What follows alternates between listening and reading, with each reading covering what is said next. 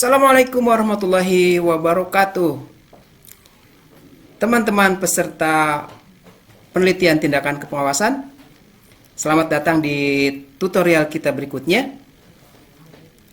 Pada kesempatan ini, kita akan diskusi tentang penyusunan kerangka proposal.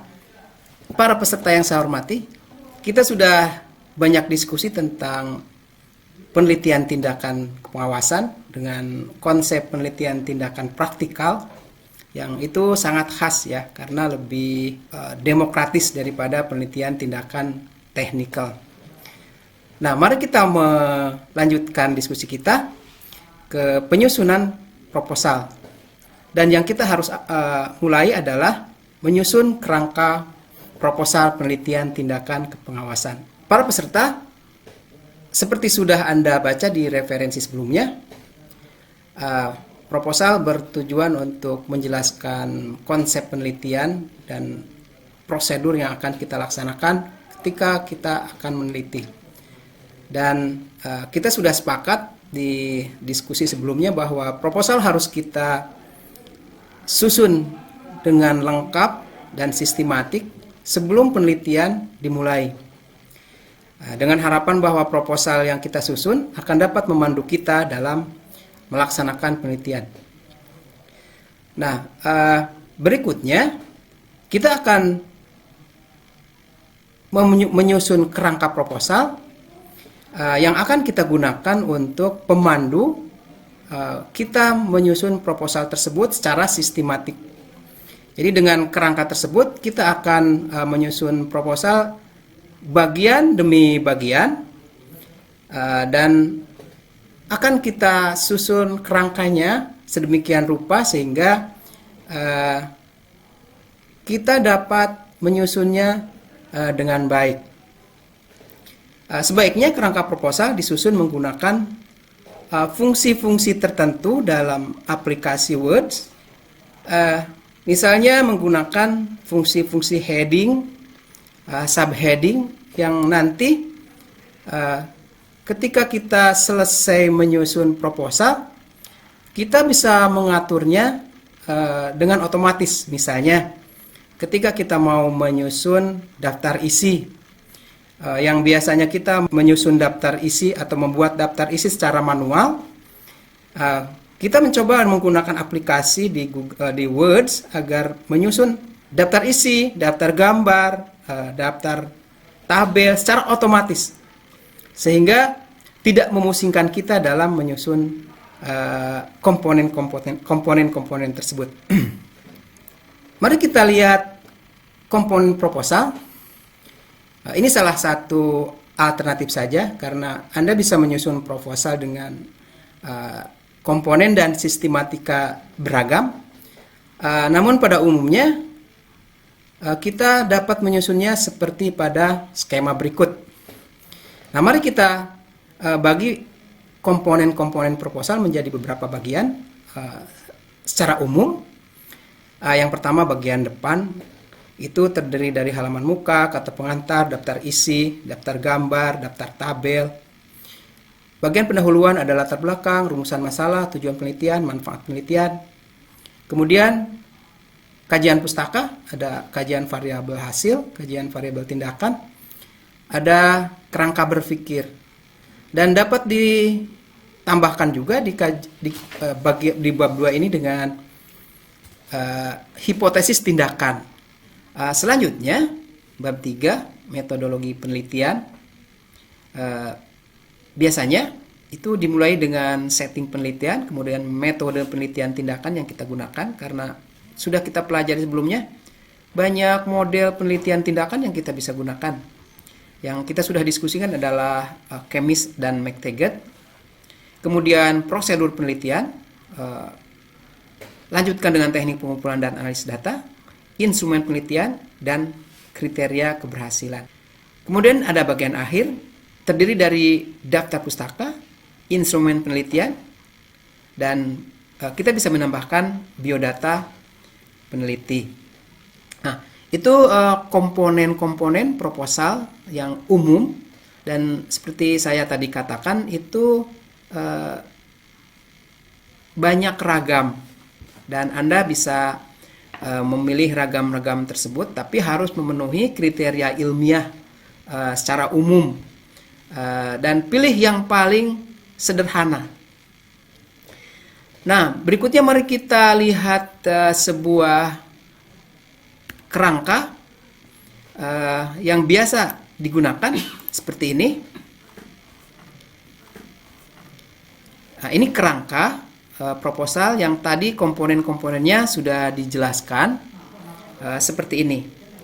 Nah, namun saya sudah setting kerangka ini dengan menggunakan subheading sehingga muncul navigasi seperti di sebelah kiri ini. Nah, apa fungsi navigasi ini? Mari kita lihat. Saya klik pengantar, maka kursor akan menuju ke pengantar. Kalau misalnya kursor kita klik ke biodata, maka kursor akan menuju biodata. Ini fungsinya ketika kita nanti editing. Yang bikin kita pusing itu ketika editing adalah kita scroll up, scroll down, ke atas, ke bawah, dan tidak ketemu-ketemu. Tapi kalau menggunakan navigasi, kita bisa klik di navigasi mau sebelah mana yang kita mau edit. Mari kita lihat sebuah contoh naskah yang jumlahnya 332 halaman. Bayangkan ketika Anda mengeditnya, mau ke halaman 300 dari halaman 1, maka Anda harus scroll. Tapi dengan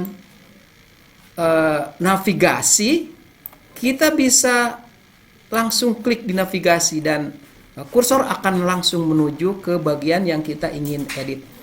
Nah, itu fungsi dari navigasi. Nah, mari kita lanjutkan dengan bagaimana membuat kerangka dengan navigasi tersebut. Kita tinggal buka halaman baru, Ctrl N, halaman baru kita. Kemudian kita langsung mengetik bagian-bagian besarnya.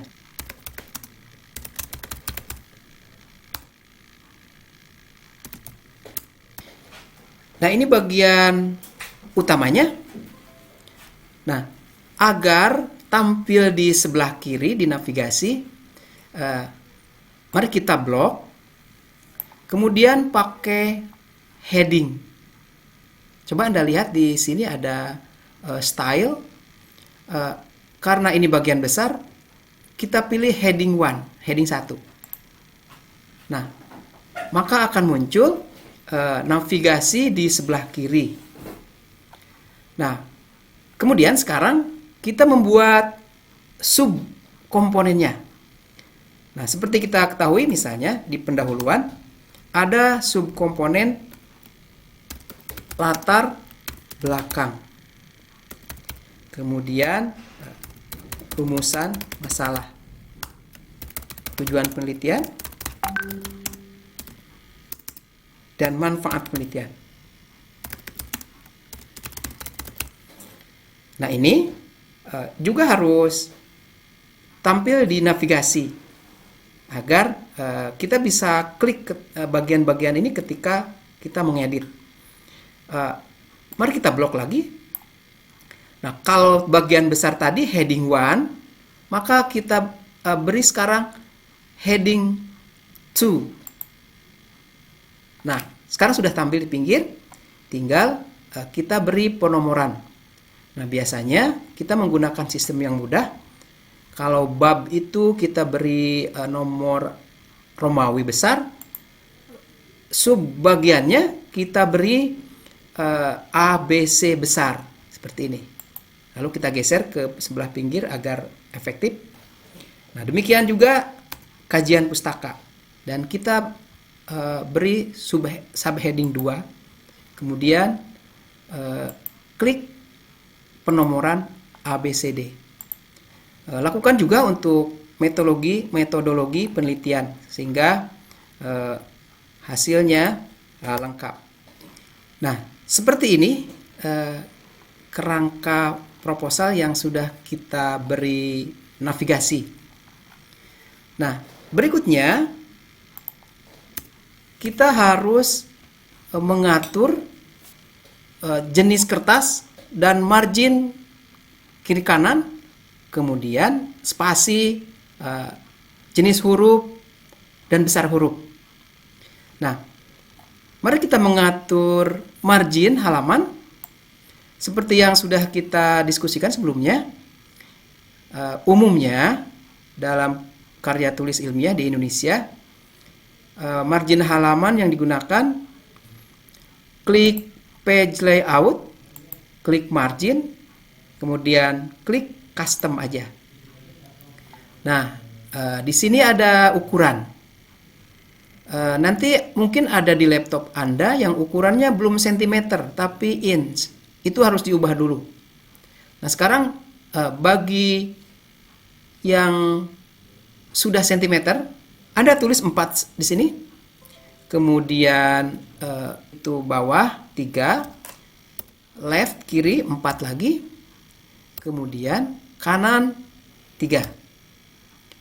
Kemudian paper, jenis kertas, kita gunakan A4. Nah, itu margin. Demikian tadi tutorial kita untuk tugas membuat kerangka proposal penelitian tindakan kepengawasan. Tugas Anda, silakan membuat kerangka dengan cara seperti tadi, menggunakan fungsi heading dan subheading sehingga muncul navigasi seperti ini.